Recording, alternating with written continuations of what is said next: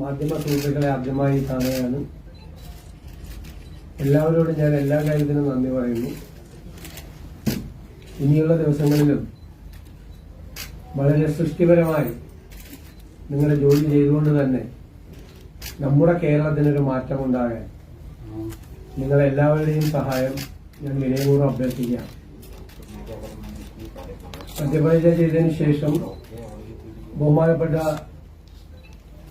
പ്രധാനമന്ത്രിയെയും ബഹുമാനിയായ ധനകാര്യമന്ത്രിയും സന്ദർശിച്ചു.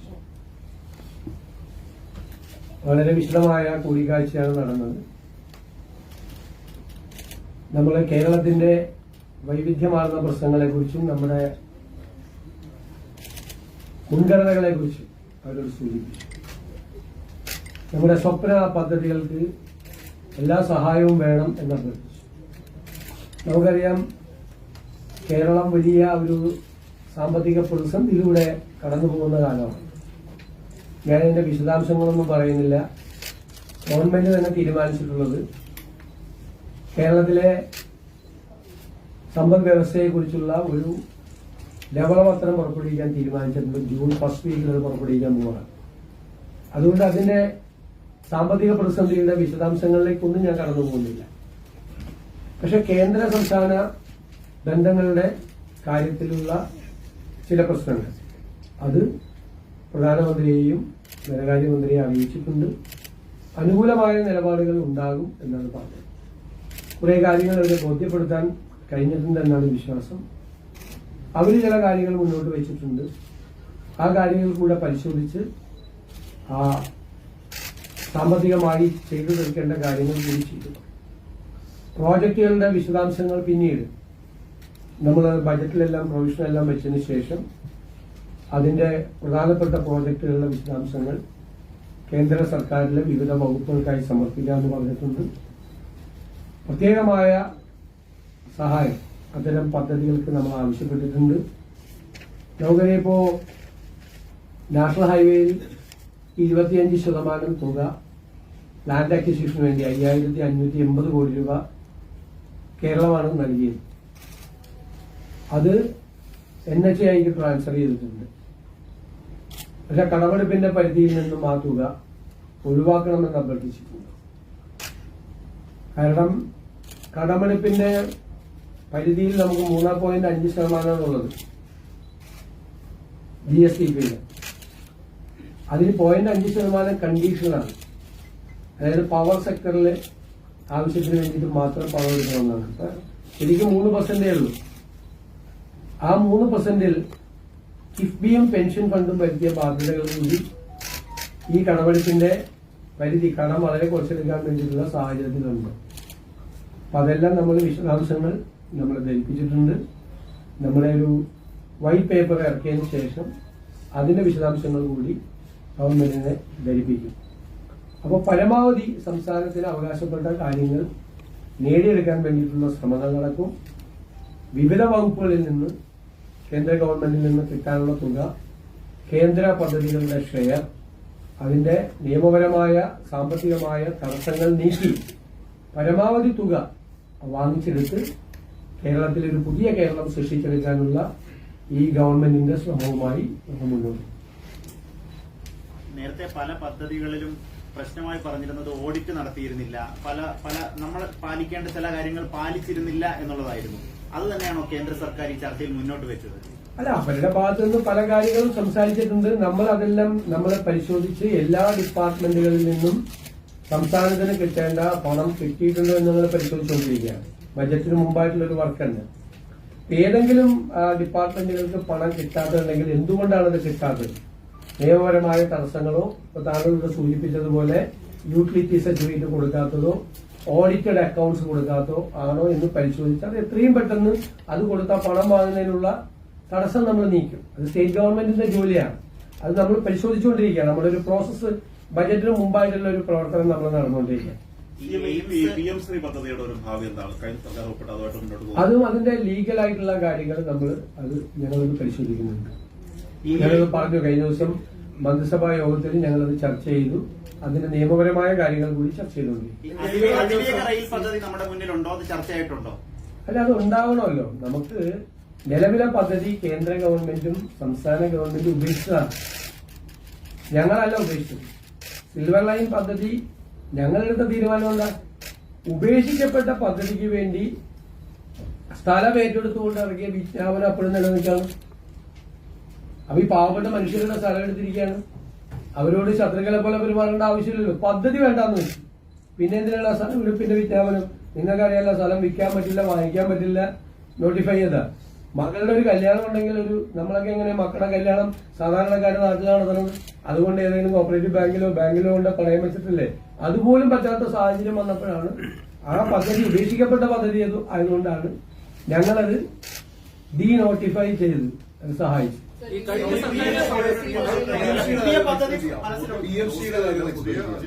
DMCയുടെ കാര്യം ഞങ്ങൾ പരിശോധിച്ചുകൊണ്ടിരിക്കുകയെന്ന് ഞാൻ പറഞ്ഞു. ഞങ്ങൾ മന്ത്രിസഭയിലും ചർച്ച ചെയ്തതിന് ഈ ഒരു ഗവൺമെന്റ് എഗ്രിമെന്റ് വെച്ചതാണ്. അപ്പൊ അതിന്റെ ഇമ്പാക്ട് എന്താണ് എന്നെല്ലാം നമ്മൾ പരിശോധിച്ചിട്ടല്ലേ നമുക്ക് ചെയ്യാൻ പറ്റും.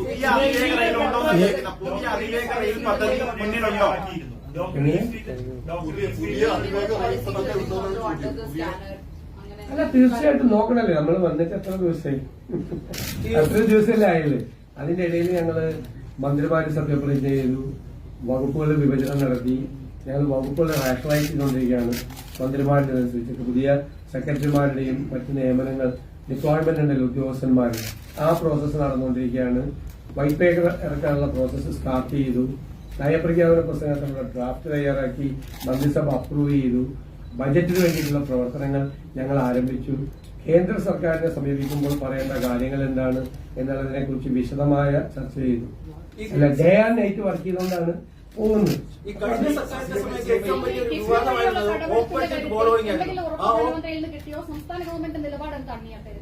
അല്ല, അത് നമ്മളിപ്പോ കിഫ്ബിയുടെ ഡയറക്ടർ ബോർഡ് അടുത്ത ദിവസം നമ്മൾ വെച്ചിട്ടുണ്ട്. കിഫ്ബിയുടെ പൊസിഷൻ എന്താണ് എന്നുള്ളതിന്റെ റിപ്പോർട്ട് തരാൻ കിഫ്ബിയുടെ ടീമിനോട് ആവശ്യപ്പെട്ടിട്ടുണ്ട്. അത് പരിശോധിച്ച് ബാധ്യതകൾ എന്താണ് എന്ന് മനസ്സിലാക്കി ആ കാര്യത്തിൽ ഒരു തീരുമാനം എടുക്കേണ്ടി വരും.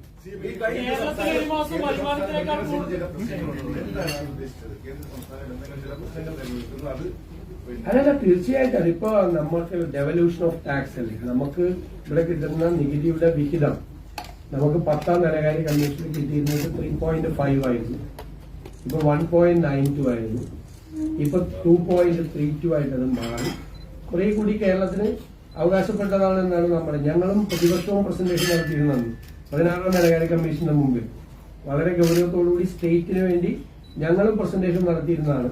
അപ്പൊ അങ്ങനെയുള്ള കാര്യങ്ങൾ, പിന്നെ കേന്ദ്ര സംസ്ഥാന പദ്ധതികളുമായി ബന്ധപ്പെട്ട വിഷയങ്ങളുണ്ട്. ഇപ്പോ മഹാത്മാഗാന്ധി ഗ്രാമീണ തൊഴിലുറപ്പ് പദ്ധതി ഈ വർഷം കേന്ദ്രം തീരുമാനിച്ചിരിക്കുന്നത് അതിന്റെ 40% സ്റ്റേറ്റ് കൊടുക്കണമെന്ന്.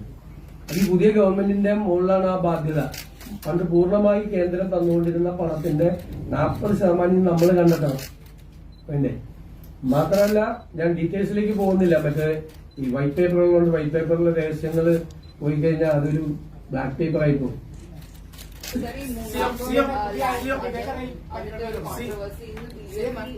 യൂണിയൻ ട്രൈബൽ അഫയേഴ്സ് മിനിസ്ട്രിനെ പോയി പറഞ്ഞിട്ടുണ്ട് ഇതൊരു ഇല്ലീഗൽ മൂവാണ്. കേരള വഖഫ് ബോർഡ് ഉമീദ് പോർട്ടലിൽ അത് ചെയ്യുന്നത്. അല്ല, നമ്മളെ കമന്റ് ചെയ്തിട്ടുണ്ടല്ലോ കറക്റ്റ് ആയിട്ട്. അത് ഈ പുതിയ നിയമത്തിന്റെ പ്രൊവിഷൻസിനെതിരായിട്ടാണ് വഖഫ് ബോർഡ് അത് രജിസ്റ്റർ ചെയ്തിരിക്കുന്നത്. അത് ചെയ്യേണ്ടത് മുത്തവല്ലിയാണ്. മുത്തവല്ലിക്കാണ് ഉമീദ് പോർട്ടലിൽ രജിസ്റ്റർ ചെയ്യാനുള്ള കാര്യം. എന്തുകൊണ്ടാണ് ഒരു ഗവൺമെന്റ് പോയി കഴിഞ്ഞിട്ട് ഈ വഖഫ് ബോർഡ് അവസാനത്തെ സമയത്ത് പോയിട്ട് ഇത് പോർട്ടലിൽ രജിസ്റ്റർ ചെയ്ത് അവിടെ പോയ മന്ത്രിമാരെല്ലാം അവരോട് പറഞ്ഞത് നിങ്ങളെ ആരെ ഇറക്കി വിടില്ലെന്നാണ്. അല്ലേ, നിങ്ങളെ ആരെ ഇറക്കി വിടില്ലെന്നാണ് പറഞ്ഞത്. എന്നിട്ട് ഗവൺമെന്റ് പൊളിറ്റിക്കൽ അപ്പോയിന്റ്മെന്റ് ആണ് വഖഫ് ബോർഡ് ചേർന്നത്. അല്ലെ, ആ വഖഫ് ബോർഡ് കൂടിയിട്ടൊരു തീരുമാനം എടുത്തിരിക്കുകയാണ് ഇത് വഖഫാണെന്ന്. അപ്പൊ അവരോട് പറഞ്ഞത് കാപട്യമാണ്, അവരെ കളിപ്പിക്കുകയാണ്. ഞങ്ങൾ BJPക്കെതിരായിട്ടുള്ള ആരോപണം ഉന്നയിച്ചു. BJP ഈ വിഷയം ഉയർത്തിക്കാട്ടിക്കൊണ്ട് 2 മതവിഭാഗങ്ങളെ തമ്മിലടിപ്പിക്കാൻ ശ്രമിച്ചു. ഞങ്ങൾ ഇടപെട്ടിട്ടാണ് അത് 2 മതവിഭാഗങ്ങൾ തമ്മിലുള്ള സംഘർഷം അല്ലാതാക്കി മാറ്റിയത്. അത് ഞാൻ ഇടപെട്ടിട്ടുണ്ട്. ഫലപ്രദമായ ഇടപെടൽ പാണക്കാട് സാദിഖലി ശിഹാബ് തങ്ങളും PK കുഞ്ഞാലിക്കുട്ടിയും നടത്തില്ല. അവർ 2 പേരും കൂടി എറണാകുളത്ത് വന്ന് വരാപ്പുഴയിലെ ബിഷപ്പ്മാരെയോട് കണ്ട് സന്ദർശിച്ച് ഇവരെ ഒരു കാരണവശാലും പുറത്തിറക്കി വിടാൻ ഞങ്ങൾ കൂട്ടുനിൽക്കില്ല എന്ന് വാക്ക് കൊടുത്തു. ഞങ്ങൾ എല്ലാ കാര്യത്തിലും ഇടപെട്ടു. അപ്പോൾ സംഘപരിവാറിന് ഒരു അജണ്ട ഉണ്ടായിരുന്നു അവിടെ, രണ്ട് മതവിഭാഗങ്ങളെ തമ്മിലെടുപ്പിക്കുക. അതിന് കുട പിടിച്ചു കൊടുക്കുന്ന സമീപനമാണ് പിണറായി സർക്കാർ അന്ന് സ്വീകരിച്ചത്. ആ സർക്കാർ ഇറങ്ങിയിട്ടും സർക്കാർ വെച്ച പൊളിറ്റിക്കൽ അപ്പോയിന്റ്മെന്റ് ആണ് വകുപ്പുകൂടെ. അവർ കൊണ്ടുപോയി പോണ പോക്കില് ഇനി വരാനിരിക്കുന്ന സർക്കാർ, ഞാൻ പണ്ടൊരു സ്റ്റേറ്റ്മെന്റ് പറഞ്ഞു 10 മിനിറ്റ് കൊണ്ട് തീർക്കാവുന്ന വിഷയമുള്ളതെന്ന്. 10 മിനിറ്റ് കൊണ്ട് തീർക്കാതിരിക്കാൻ വേണ്ടിയിട്ടുള്ള പണിയാണ് വെച്ചിട്ട് പോയത്.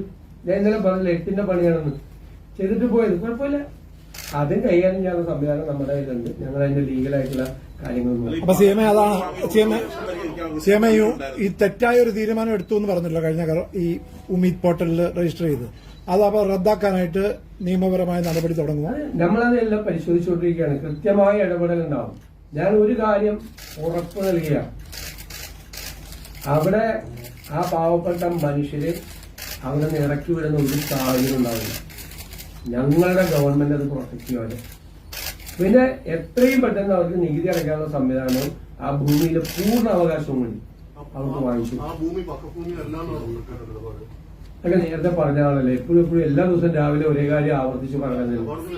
ഞാൻ പ്രതിപക്ഷ നേതാവായിരുന്നപ്പോൾ I have made it very clear. അത് പറഞ്ഞിട്ടുണ്ട്. എന്തിനാ ഇപ്പൊ ചോദിക്കുന്നത് കുത്തിത്തിരിപ്പാണ്.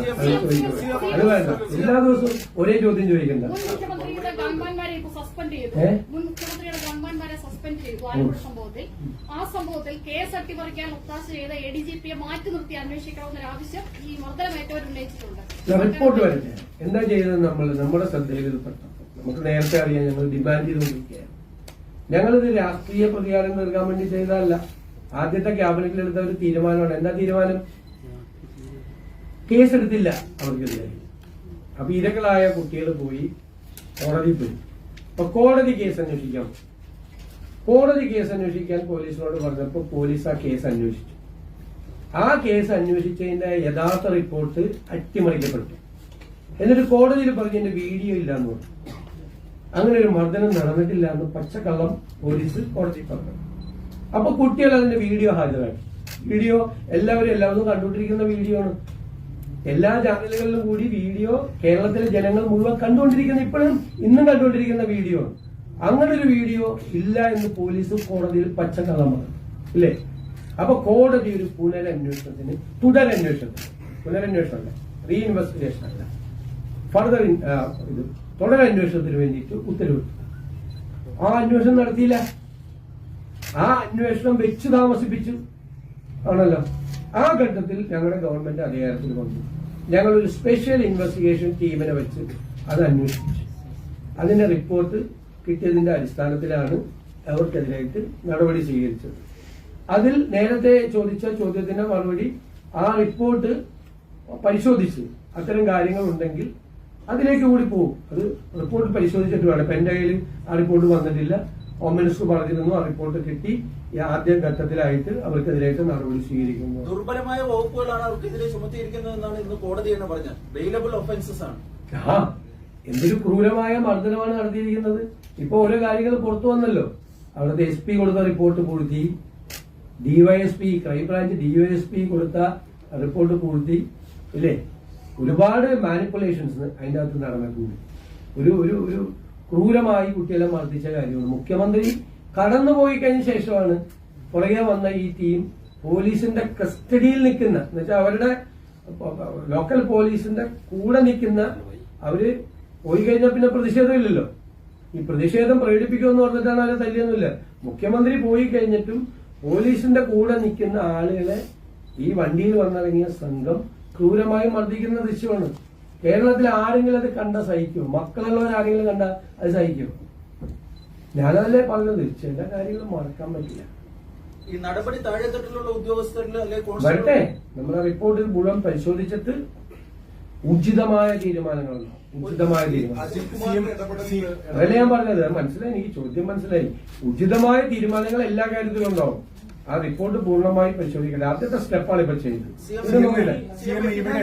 മുൻ മുഖ്യമന്ത്രി വന്നതിന് ശേഷം കേരള ഹൌസിന്റെ ഗേറ്റുകൾ അടച്ച് ഡൽഹിയിലെ മലയാളി സമൂഹത്തിന് കേരള ഹൌസിലേക്കുള്ള പ്രവേശനം നിഷേധിച്ചു.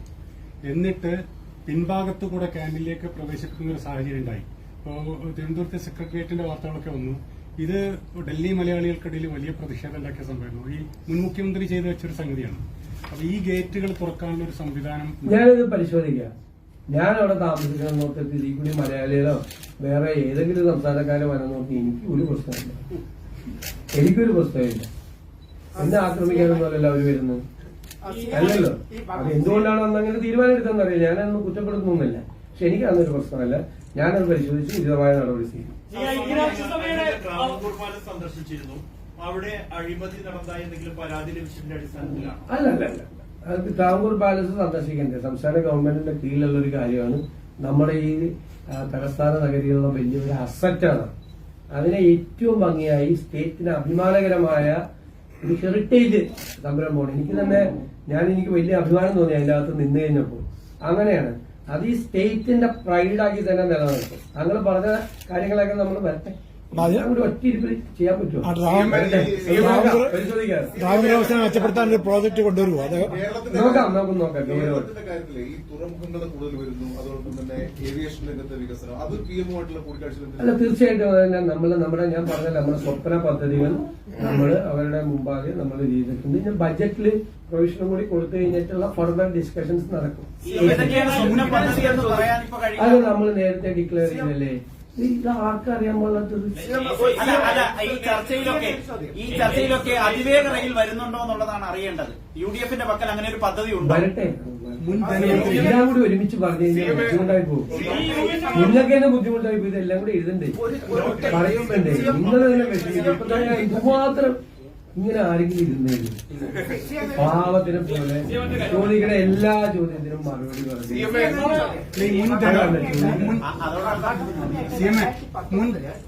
മുൻ ധനമന്ത്രി നിങ്ങൾ കടമെടുപ്പിന്റെ പരിധിക്കായിരുന്നു വർദ്ധിപ്പിക്കാനായിരുന്നു കഴിഞ്ഞ മുൻ ധനമന്ത്രി ഇവിടെ നിരന്തരം വന്നിരുന്നത്, ഏറ്റവും അവസാന നിവേദനത്തിലും. അപ്പൊ അത് സംബന്ധിച്ച് പ്രത്യേകിച്ച് എന്തെങ്കിലും ഒരു ഉറപ്പ് നിർമ്മല? അല്ലല്ല, നമ്മളിതൊരു കേർട്ടസി കോളല്ലേ, നമ്മൾ അവരെ കണ്ടല്ലേ, ആദ്യം കണ്ടല്ലേ ഉള്ളൂ.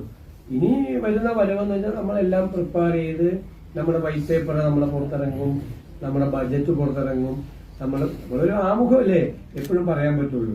ആദ്യത്തെ മീറ്റിംഗിൽ തന്നെ നമുക്കൊരു ഡീറ്റെയിൽഡ് പ്രസന്റേഷൻ ഒന്നും അല്ലല്ലോ. നമ്മൾ നമ്മുടെ പൊതുവായ കാര്യങ്ങളൊക്കെ പറഞ്ഞു. ഇപ്പോ നമുക്കിപ്പോ ഒരു പ്രശ്നം, നിങ്ങളത് അതുകൂടി പറയാം. നമ്മുടെ ബാക്ക് ബോൺ എക്കോണമിയുടെ നട്ടല്ലെന്ന് പറയുന്നത് ഗൾഫിൽ നിന്ന് വരുന്ന റെമിറ്റൻസ് ആണ്, അല്ലെ? ഈ വാർ, ഗൾഫ് വാർ അതിനെ ബാധിച്ചിട്ടുണ്ട് സാരമായിട്ട്. 1. 2, ഈ ക്രൂഡിന്റെ പ്രൈസ് കൂടിയത് 4 പ്രാവശ്യം കൂട്ടി. അതിന്റെ ഏറ്റവും ആഘാതം വരാൻ പോകുന്നത് കേരളത്തിന്റെ സമ്പദ് വ്യവസ്ഥയ്ക്ക്.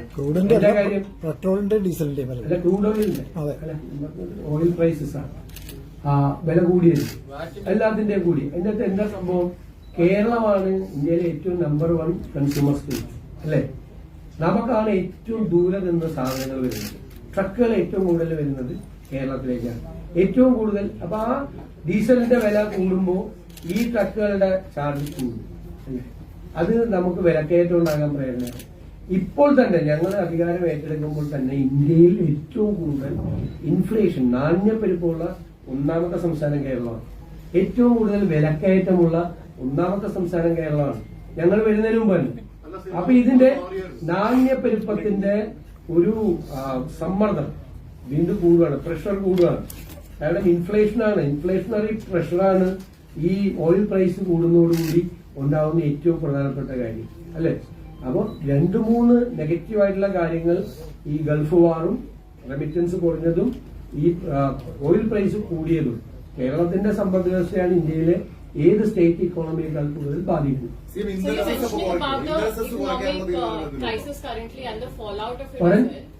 You were mentioning about the economic crisis, the crude oil crisis and the fallout of it, specifically on Kerala.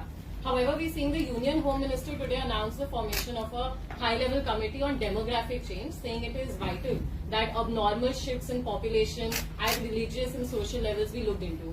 What are your comments of this committee being constituted at this point specifically? I don't know about the details of that committee. I said about the inflationary pressure on the state economy. You know that backbone of our economy is the remittance from the Gulf. Since Gulf War started for the last 2 months, it affected a lot on our economy. Second thing, 4 times the government of India increased the oil prices. Since a consumer state, that price hike will affect Kerala very badly because the trucks are coming from distant places to Kerala. Then they have to consume more diesels in a bigger price. And Kerala itself is inflation level number 1 in India and the price rise number 1 in India. Now the price hike in the oil sector will put more inflationary pressure on the Kerala economy. The price rise may have. So we have presented this matter, this peculiar situation before the government of India. That is our duty. Then I don't know the details of the committee formed to study on demographic shift, and I don't know the details. After studying the details, I will reply to you. നികുതി കുറയ്ക്കാൻ തയ്യാറാകുമോ എന്ന് പിണറായി വിജയൻ അങ്ങേ വെല്ലുവിളിച്ചിട്ടുണ്ട്. Also, you had a meeting with Finance Minister today. So, what is the outcome of this meeting, sir? At a meeting, we have presented, it was a courtesy call, we have presented our cases initial. A full-fledged presentation will be held later on. ഇന്ധന നികുതി കുറയ്ക്കാൻ തയ്യാറാകുമോ എന്ന് പ്രതിപക്ഷ നേതാവ് അങ്ങേ വെല്ലുവിളിച്ചിട്ടുണ്ട്. CMA. Especially in light of the need. So what is your view on the repeated paper leaks and especially in light of the NEET paper leak and also the issue being faced by CBSE class 12 students on the exam portal? What is your view on that? We have complaints to the union government about 2 matters regarding the NEET examination and the CBSE marks. We have made complaints. As a chief minister, I have sent complaints to the concerned ministries. Petroleum നികുതി കുറയ്ക്കില്ലേ? അതായത് ഈ മറ്റേ ഗൾഫിൽ പിന്നെ പശ്ചിമേഷ്യയിലെ സംഘർഷങ്ങൾക്ക് സംബന്ധിച്ച് ചൂണ്ടിക്കാഴ്ച പ്രധാനമന്ത്രിയുടെ പ്രതികരണം ഉണ്ടായിരുന്നു. അത് കാരണം ചെയ്യാൻ ഏതെങ്കിലും രീതിയിലുള്ള ഒരു സഹായം അങ്ങനെ ഒരു അല്ലല്ല, ഇനീഷ്യലായിട്ട് ഇത് പറയുന്നതല്ലേ, നമ്മളിങ്ങനത്തെ നമ്മുടെ സിറ്റുവേഷൻ പറയുന്നതല്ലേ.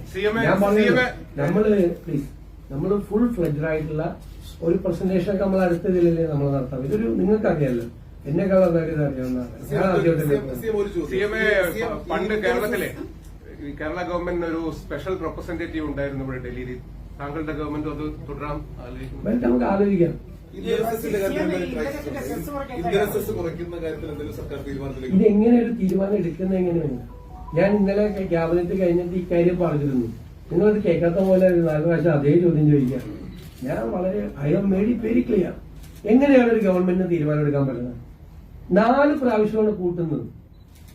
ഓരോ പ്രാവശ്യം കൂട്ടുമ്പോഴും ഇത്ര % കുറയ്ക്കുമെന്നും പറഞ്ഞ ഒരു ഗവൺമെന്റിന് തീരുമാനം എടുക്കാൻ പറ്റും?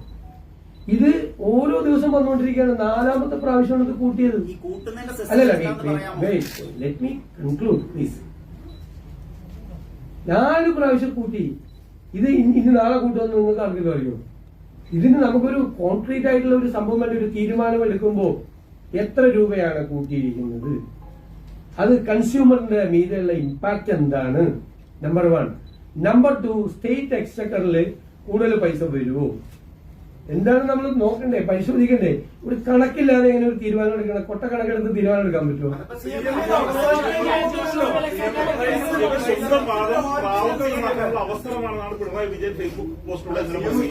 അദ്ദേഹം പറയുന്നതെന്നറിയോ, പ്രതിപക്ഷമായിരുന്നപ്പോ CM ഈ ആവശ്യം പലവട്ടം ആവർത്തിച്ചിട്ടുണ്ട്. എപ്പോഴൊക്കെ പെട്രോൾ വില ഉയർന്നു അപ്പോഴൊക്കെ കേരള സർക്കാർ ചോദിച്ചിട്ടുണ്ട് ഈ അധിക നികുതി, അധിക വരുമാനം വേണ്ടാന്ന് റിപ്പോർട്ടോടെ. ഇപ്പൊ 7 രൂപ വർദ്ധിച്ചു.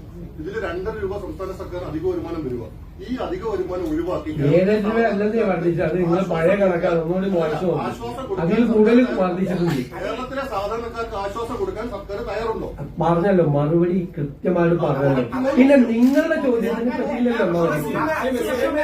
കഴിഞ്ഞ സർക്കാരിന്റെ കാലത്ത് ആരംഭിച്ചതും ഭാഗ്യമായിട്ടുള്ള ചില വികസന പ്രവർത്തനങ്ങൾ ഉണ്ടായത്. അതിലൊന്ന് വയനാട് തുരങ്കപാതയായിരുന്നു. അത് അങ്ങ് പ്രതിപക്ഷ നേതാവായിരുന്ന കാലത്ത് അതിന്റെ പാരിസ്ഥിതിക പ്രശ്നം വെച്ച് എതിർത്ത ഒരാളാണ്. അല്ല, നിങ്ങൾ അതിന്റെ ഫുൾ പ്രസംഗം കേട്ടിട്ടില്ല. സോഷ്യൽ മീഡിയയിൽ വന്നതേ കേട്ടിട്ടുള്ളൂ. പാരിസ്ഥിതിക ആഘാത പഠനം നടത്താതെ തുരങ്കപാത നടത്താൻ സമ്മതിക്കില്ലെന്ന് പറഞ്ഞത്. അതാണ് പറഞ്ഞത്. അതിനെയാണ് കട്ട് ചെയ്ത് തുരങ്കപാത സമ്മതിക്കില്ല എന്നാക്കിയത്. ഏത് സോഷ്യൽ മീഡിയയിലെ മാനിപ്പുലേഷനാണ്. പാരിസ്ഥിതിക ആഘാത പഠനം നടത്താതെ വയനാട് പോലത്തെ സെൻസിറ്റീവ് ആയിട്ടുള്ള ഒരു സ്ഥലത്ത് തുരങ്കം ഉണ്ടാക്കാൻ സമ്മതിക്കാമോ? പാടുവോ? പിന്നെ ഒരു ഗവൺമെന്റ് എന്ന് വെച്ചാൽ അടുത്ത ഗവൺമെന്റ് വരുമ്പോ കണ്ടിന്യൂവേഷൻ ആണ്. തുടങ്ങി വെച്ച പദ്ധതികൾ വഴിയിൽ ഉപേക്ഷിച്ച കാശ് കളഞ്ഞിട്ട് പോകാൻ പറ്റുമോ? പറ്റില്ല. നമ്മൾ എന്തെങ്കിലും വിമർശനം ഉയർത്തിയിട്ടുണ്ടെങ്കിൽ ആ വിമർശനം കാര്യഗൗരവത്തോടു കൂടിയുള്ള വിമർശനമാണ്. അത് പരിശോധിച്ച് വേണ്ട രീതി. ശരി.